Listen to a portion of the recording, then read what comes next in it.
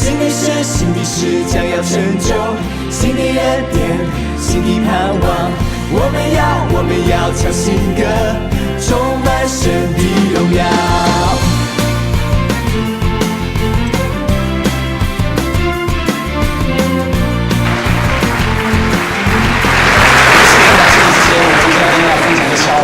让大家轻松一下。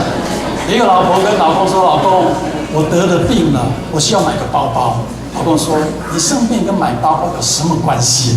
老婆说：“你没有听过吗？包治百病。”然后先生说：“好，就走出去拿了一个砖块回来。”那太太说：“你干嘛拿个砖块？”他说：“你没有听过吗？专治疑难杂症。”我是有价值的，我是可爱的，我是被接纳的，我是被饶恕的，我是有能力的，我是蒙受祝福的，因为我是我牧者，我并不是缺乏。神若帮助我们，神能力量我们呢？我靠着那加给我力量的。凡事都再次认真的说，我是有价值的，我是可爱的，我是被接纳的，我是被饶恕的，我是有能力的，我是蒙受祝福的，因为我是我牧者，我并不是缺乏。神若帮助我们，神能力量我们呢？我靠着那加给我力量的。凡事能够变上的应许临到每一个凭着信心相信他应许的人身上。我今天跟大家分享为部分的得胜成就庆贺。人生呢是一个旅程，我们都还没有达到目标，我们都还不完全。也许你有梦想，但你梦想还没有实现；也许你想改变自己，但是你还没有完全的改变；也许你有困难需要克服，但是还有一段时间你才可能克服这个困难。我们都在成长的过程，我们都在达到目标的过程。经常我们犯的一个错误就是，等我达到目标，等我克服困难，等我改变了好自己的时候，我才为自己的生命庆贺，我才会喜欢我自己，我才会享受人生。很可惜，如果你不学习在这个过程当中享受欣然接受现况，如果你不懂得在这个过程当中为每一点点的改变、每一点点的得胜庆贺，爱自己、喜欢自己，你就很难进入那完全的得胜。我们要学习如何在小小的成就、小小的得胜、小小的改变当中庆贺自己、喜欢自己，并且对未来带着盼望。当你为小小一点成就庆贺的时候，那就给你更多的力量，能够让你进入完全的得胜。很多人不喜欢自己，很多人从来没有对自己说“我喜欢我自己”，很多人从来没有对着镜子说“哦，我享受人生的现况”。我对我最近的表现感到满意，大部分人都认为说我还不完全，我还有发脾气，我还有软弱的地方，有一些挑战要克服。因此，我不喜欢我现在的自己。你要学习喜欢你现在的自己。没有一个人完美的，没有一个人没有软弱，没有一个人没犯错的。我们都是未成品，我们都在上帝的改造当中。我们好像陶器一样，神在捏造我们。在没有成为真正的陶器之前，在没有完全得胜之前，我们总是有一点点进步。也许你不一定是达到完美的境界，达到你的目标，但至少现在的你已经不是过去的你了。你大可以为现在的你感恩，献上赞美，感谢神。神啊，我虽然现在还没有完美，我虽然还没有记到我的主意，我现在虽然脾气还是跟以前一样，但至少我比以前好多了。我还没有成为像牧师那样有好脾气的人，但至少此刻的我，比起好几年前，我已经好多了。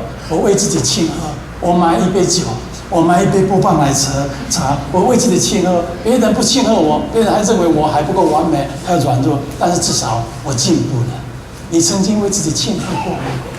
你曾经为自己一点点的改变而感到自己满意吗？大部分都没有。你要学习这样的功课。神在创造天地的时候，创世纪这样说：第一天，神说要有光，就有光了。然后第二天，神说我要把水分开，所以上帝创造了空气，就把水分开了，并且让地上有海洋、有干物。第三天、第四天、第五天，他继续创造，然后才有动物，才有蔬果等等。很有趣的是，在圣经里面，第一天神创造天的时候，他往后退。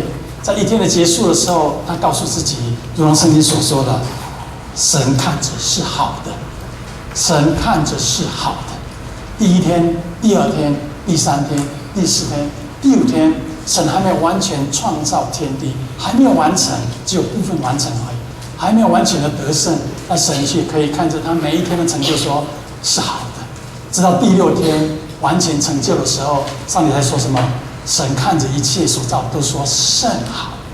你如果不能看到还没有完全之前的好，你不可能进入甚好。你还没有进入甚好之前，你要为自己所一点点的成就、一部分的好，鼓励自己，赞美神，向神献上感恩，神就会带你进入甚好。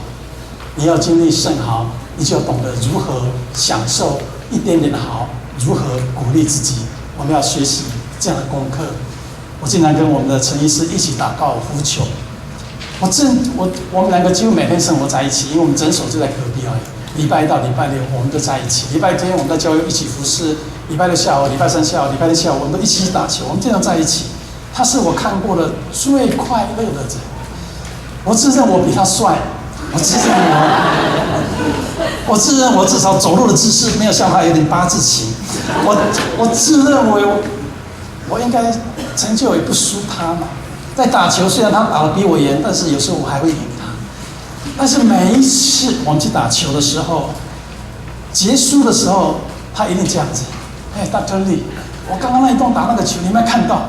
哇，多棒啊！你看那个球这么难从丛林里面打出去，你们看那个球怎么飘？哦，我总是没有看到，因为我总是注意到他没有打好的那个时候，但是他总是注意到他自己打好的那一杆。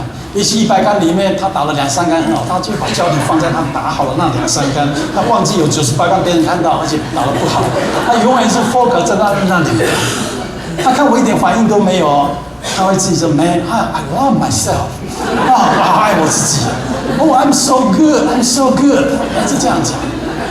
即使别人认为他打得不好，或别人对他有点看法，他总是自认为说 I'm so good, I love myself。他非常陶醉在爱自己。不要说自恋狂，他对自己没有信心，他知道自己还不够完美。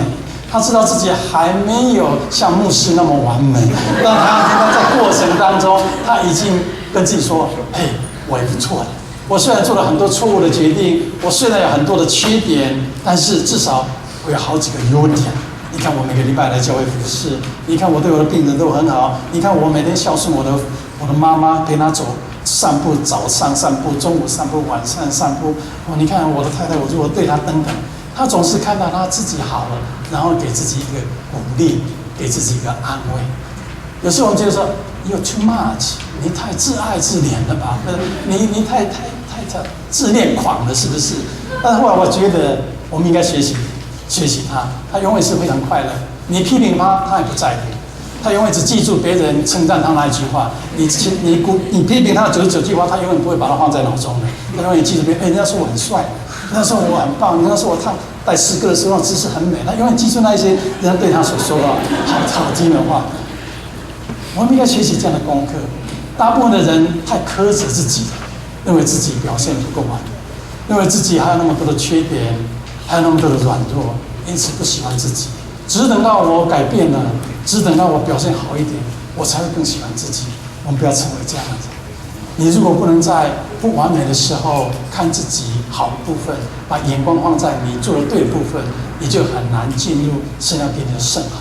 我们不要成为这样的人。不管在任何的环境当中，任何的情况当中，只要一颗愿意的心，愿意改变的心，你都可以成为神要造你的样式。重点是不要否定自己，不要老是看到自己没有做好的，以至于你 stuck 在那个地方，一直停滞在那个地方，并不能进入神为你预备的丰盛。我们能够时时能够赞美自己，鼓励自己，也为自己的境况向神献上感恩，向神献上赞美，跟神神啊，是的，我一天抽1包烟，我试着少抽一点烟，今天我少抽了1根，神我赞美你，谢谢你给我这样能力，能够少抽1根烟。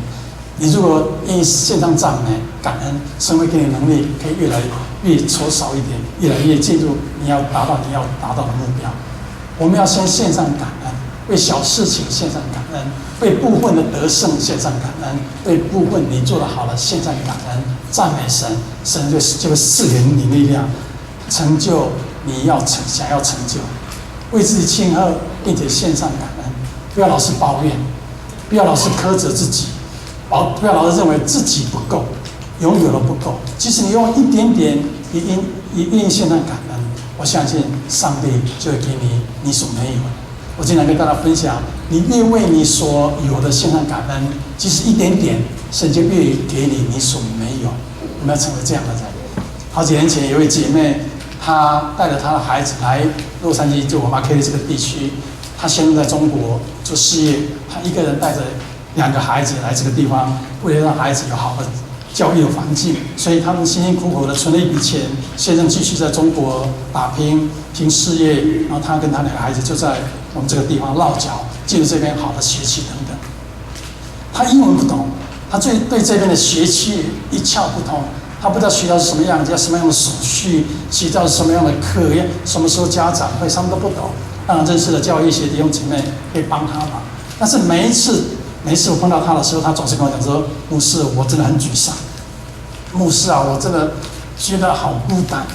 我总觉得我没有做得好。我带孩子来这边，我什么都不懂，英文不会，不知道怎么样跟老师沟通。他在学校上什么课，我也不清楚。我真的不是一个好的妈妈。我努力的想学习英文，但是我英文进步有限。他不断的否定自己，他认为自己做得不好。我经常如同今天我鼓励大家一样，你要看到你做的。”你不要每天把焦点放在说我没有做好，你要看看自己，至少你每天守着孩子，至少你每天陪孩子睡觉，至少每一天你把他们的时间都安排得好，你带他们到课后辅导去了。你看你2个孩子这么乖巧，功课也不错，这些就值得你为自己庆贺，这些你就值得向神献上感恩。你不需要等到神让你的英文完全好，让你完全懂得这个学期的制度等等，你才献上感恩。我就教他这些上帝的应许的原则，他照做了，他慢慢开始改变了。与其在那里不断的抱怨自己，看自己不起，觉得自己不够好，他开始对自己有信心了。他每天早上起来，他会对着镜子，第一件事情他就告诉自己：我是一个好妈妈，我会做得更好。我的孩子在我的抚养之下，我相信他未来充满光明，充满盼望。他每天这样的鼓励自己，不仅他自己心情变了，还发觉整个孩子也变了。他慢慢发觉，那孩子在学校里面表现得越来越好，碰到好的同学，碰到好的同学的爸爸妈妈，也碰到好的老师。经过几年之后，当我再次的看着他的孩子，他跟我说：“牧师，谢谢，真的是一路走来，我开始学习为我所拥有的感恩，为我所做的好的部分，我来献上感谢。我并且肯定自己，为自己庆贺，以至于你看我的孩子没有让我失望，我的孩子这样让我感到骄傲。我们要成为这样的人，鼓励自己，为你仅仅有一点点献上感恩。不要老是抱怨上帝，你还没有给我足够，上帝我还不够，我还没进到好的学区，我还没有买到好的房子，我的孩子成绩还没有达到都是 A 或者 A Plus， 还没有。上帝啊，不好，这样不够，我不好。我们不要成为这样的人，献上感恩，献上赞美。圣经说，献上还以感谢，献上为祭的，便是荣耀。抱怨不能引起上帝的注意，是献上感恩。在不对的环境当中，在不够的情景当中，你仍然凭你信心相信上帝掌管你一生，相信上帝供应你足够的需要，上帝让你日子如何，力量就如何，上帝恩典够你用。你每天不断的以感恩为祭，以赞美为祭，我相信当你荣耀神的时候，神必定荣耀你，你必定看到上帝的恩典祝福在你的生命当中。我们要成为这样的人。圣经里面有5饼2鱼的故事，我们都知道，有一天耶稣在野外教导他的门徒们，很多人5000个人，就满了大人而已。到天色渐暗了，门徒跟耶稣说：“天色暗了，我们有没有足够的食物？你打发他们到城里面去，他们自己买食物吃好了。”耶稣说：“不要，我们给他们食物吃。”耶稣就问门徒说：“你有没有什么？”好不容易门徒从一个小孩子的手中拿到了5饼2鱼，5个饼跟2个2条鱼，拿到耶稣的面前。门徒说：“耶稣只有5饼2鱼，我们只有5000个大人男的，如果连加上妇女加小孩子几万个人，这5饼2鱼不够。”但耶稣用不同的眼光来看那5饼2鱼，他知道如何借着这5饼2鱼把它加添，他知道这个道理，就是你为你所拥有的仅仅一点的献上感恩的时候，上帝就加添你所需要。这耶稣吩咐众人坐在草地上，就拿起5个饼、2条鱼，望着天，跟神说：“神啊，谢谢你，我为这5饼而已献上感恩。”耶稣没有说：“神啊，我需要更多，你怎么给我5饼2鱼而已？”他懂得这个原则，为仅仅拥有一点，先献上感谢，果然不错。当他注谢之后，上帝就加添了很多，以及众人都吃饱了，并且很多篮子可以拿回去。你要学习这样的功课，不要等到上帝供应你所需要的都有的时候，你才献上感恩。你的需要是上帝所关心的，你要的不一定上帝所关心的。也许你要很多，上帝说你不需要那么多，你需要仅仅是5饼而已。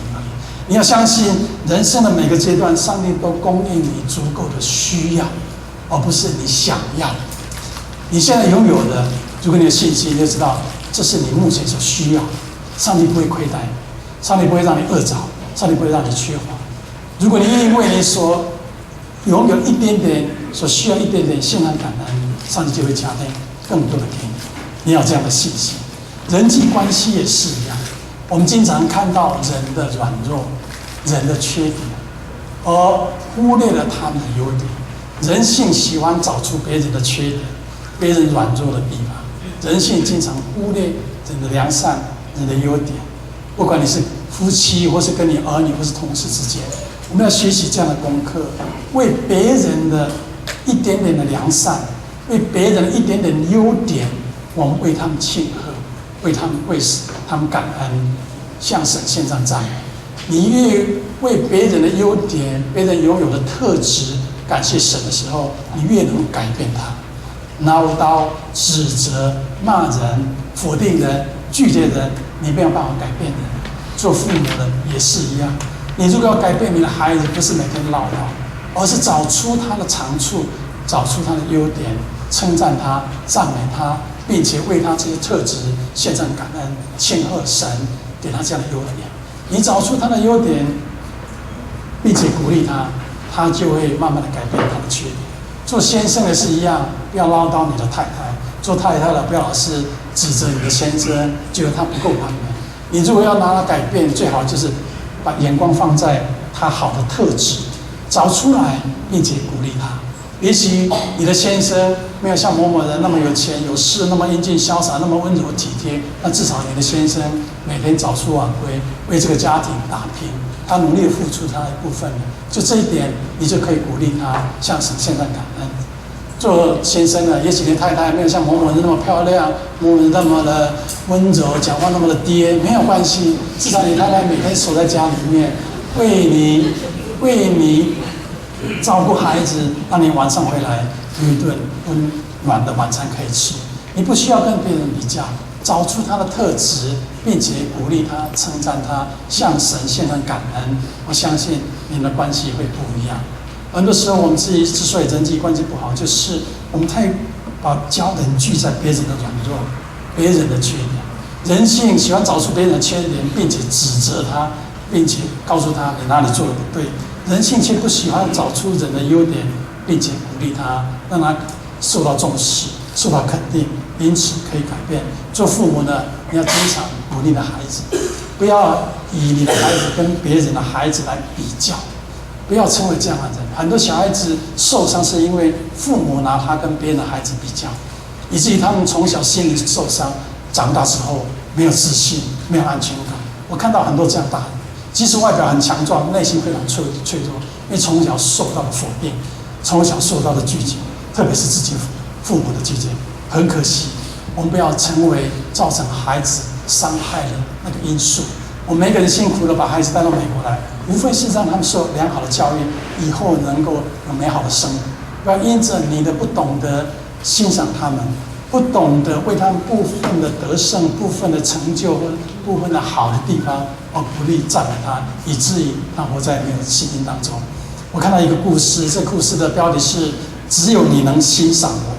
这故事是一个孩子长大之后他写出来的文章。他第一次参加家长会的时候，幼儿园的老师说：“妈妈，你的儿子有好动症，在板凳上连坐3分钟都坐不了，你最好带他去医院看一下。回家的路上，儿子问妈妈：“老师说了些什么？”妈妈鼻子一酸，差点流下眼泪，因为全班30位小朋友，只有他的表现最差，唯有对他老师表现出不屑。然而，妈妈还是告诉他儿子说：“老师表扬你了，说宝宝原来在板凳上只坐了1分钟，现在就可以坐了3分钟。”其他的妈妈都非常羡慕妈妈，因为全班只有宝宝进步了。那一天晚上，他儿子破天荒的吃了2碗米饭，并且没有让他喂。儿子上小学了，家长会上老师说：“妈妈，你的儿子全班50名，这次数学考试，你儿子排第40名。我怀疑他的智力有一些障碍，你最好带他去医院检查一下。”回去的路上，妈妈流下了眼泪。然而，当他回到家里，却对着坐在桌前的儿子说：“老师对你充满信心。他说了，你不是笨孩子，你至少还赢了10名同学。”当他说这句话的时候，他发现儿子暗淡的眼神一下充满了光，沮丧的脸也一下子舒展开来了。他甚至发现儿子温顺的让他吃惊，好像长大了很多。第2天上学时，去的比平时都还早。孩子终于上了初中，又一次家长会。他坐在儿子的座位上，等着老师点他儿子的名字。因为每一次家长会，他儿子的名字都出现在比较不好的学生的行列当中。然而这一次却出乎他的意外，直到结束都没有听到老师叫他儿子的名字，他有点不习惯。快要离开的时候，他去问老师，老师告诉他，按你孩子的成绩，现在考重点学校还有一点点的危险。这老师总是很负面的，你看。然后这个妈妈怀着惊喜的心情走出校门，此时她发现儿子在等她。路上，她扶着儿子的肩膀，心里有一种说不出来的甜蜜。她告诉儿子，现在的老师对你非常满意，他说只要你努力，很有希望考上重点高中。高中毕业了，第一批大学录取通知书下达时，学校打电话让他儿子到学校去一趟，他有一种预感，他孩子应该被清华大学录取了，因为在报考的时候，他给儿子说过，他相信他可以考取清华大学。他的儿子从学校回来，把一封印有清华大学招生办公室的特派专递交给了他。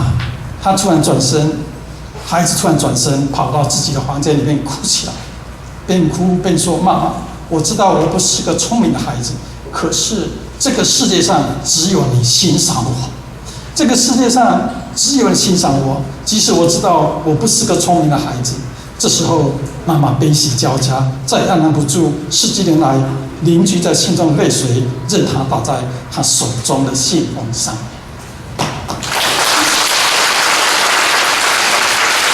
这个孩子说：“妈妈，只有你懂得欣赏我。”我希望我们在人生旅途当中，有人会在他们生命的，不要说终点，在某个旅途当中说：“谢谢你曾经欣赏过我，谢谢你总是看到我的优点，以至于你把我里面最好的带出来。你不是总是看到我的缺点，指责我、骂我，以至于激发我里面那邪恶的、不好的一面出来。我们要成为这样的人，我们要成为激发别人内心美好一面的人，我们要成为激发别人内心里面良善的人，我们要成为这样的人。我希望哪一天，当我们走到人生终点的时候，有人纪念我们，不是纪念我们赚多少钱、有多少头衔、我们事业都有成就，而是纪念这个人曾经成为我的祝福。他肯定我，他接纳我，他欣赏过我，他遮掩我的过犯，他看到我的优点，并且为此献上感恩。我希望我们成为这样的人。我希望周遭有许多人，因着我们看到他们的优点，我们成为他们的祝福，以至于他们的人生不一样。我们就要带来改变，我们就做到这样的事情。你不需要到莫斯科，你不需要到非洲去宣教，那都很好。但是你做到许多人，他们需要你的鼓励，他们需要你的肯定，他们需要你看到他们好的一面，并且用行动来祝福他们、鼓励他们。我们要成为这样的人。你说牧师，那个人跌倒那么多次，不值得我看到他好的？他总有一点良心嘛，他总有一点好的地方嘛，至少他愿意向善。你总可以看到他这一点优点，鼓励他嘛。如同圣经所说的，因为义人虽7次跌倒，神必兴起。义人虽7次跌倒，义人都可能7次跌倒。你也说我的先生很软，都经常跌倒。我告诉你，你也经常跌倒。你不要只认为别人经常跌倒，我们每个人都经常跌倒。好消息是，当我们信靠神的时候，即使我们跌倒，神都给我们再次的机会，神都会扶起我们。我们要成为这样的人。圣经说：“铁磨铁，磨出刃来；铁磨铁，磨出刃来。”铁跟铁，我们是彼此来鼓励，看出彼此的优点，并且让我们的生命更加的完美，更加的合神心意。不要用你的铁来笑评别人的软弱，不要用你的铁来砍杀别人。你的铁是要磨别人的铁，让他的生命更加的蒙神的祝福，让他生命更加的耶稣的形象。我们要成为这样的人。今天我鼓励我们在座的人，为自己的生命感到喜悦，为自己一点点的成就献上感恩。如果没有人为你的生命庆贺，如同陈医师一样庆贺自己，每天早上起来就在镜子面前跟自己说：我虽然还有很多不完美的地方，但是我至少进步了一点点。因此，我喜欢自己 ，I love myself, I'm so good 。要这样的心态。那我以前跟大家分享一个故事，有一次情人节的时候，经常情人节的时候，办公室都有很多人送花来给办公室的女士，不管是先生或男朋友送。有一个女孩子在情人节的时候从来没有收过花。哪一天她到教会来，到新希望国际教会，听到我今天跟大家分享的信息。我虽然没有人送花来欣赏我，来肯定我说我美丽，那我可以鼓励自己好。所以因此在情人节的前一天，她就到花店去订了10束的花，然后跟花店讲说：“你送给 Mary， 就她自己的名字，到某某地方去，而且不同时间哦，早上9点送一束，10点送第2束，10点半第3束，到下午5点快要下来的时候，还有最后1束啊。”他同时看，这个女孩子从来没有人送过花，怎么今天有10束的花送给我？我说哇，到底谁那么喜欢你，那么多男人喜欢你？你真的那么可爱吗？哎呀，好多人喜欢我，我真的好喜欢我自己哦，我真的好美丽哦，我真的好可爱啊。他鼓励自己，他送花给自己。也许你觉得好笑，但是我们要学习这样的功课。没有人说你美丽的时候，告诉自己，不是因为我自己外表多美丽，乃是上帝的爱使我的生命美丽。那上帝创造我是独一无二的，因此我喜欢我自己，因此我是最美丽的，因此我是最可爱的。你要为自己的生命宣告，为自己的生命庆贺。我相信今天，如果我们能够学习这样的功课，为自己的一点点改变，为自己一点做了好的部分献上感恩、赞美，并且喜欢自己，我相信上帝会带领你从好进入甚好。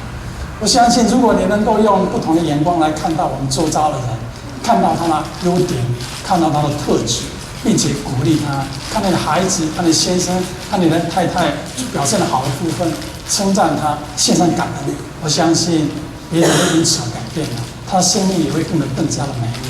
让我们成为这样的人。也许你碰到困难，碰到一些软弱，你需要克服，你还没有完全克服，还没有完全的改变。那改变的过程当中，至少你进步一点点的。你现在处境虽然还没有到完全的地步，那至少跟以前比起来有进步了。为此献上感恩、赞美，喜欢自己，鼓励自己。我相信，如果这样做的话，没有什么梦想你不能达到，没有什么困难你不能克服。我相信你可以活得美好，你可以活出美好。有一天你可以跟我一样说，生命真的可以是美好。这就是我们的人，我们一起好不好？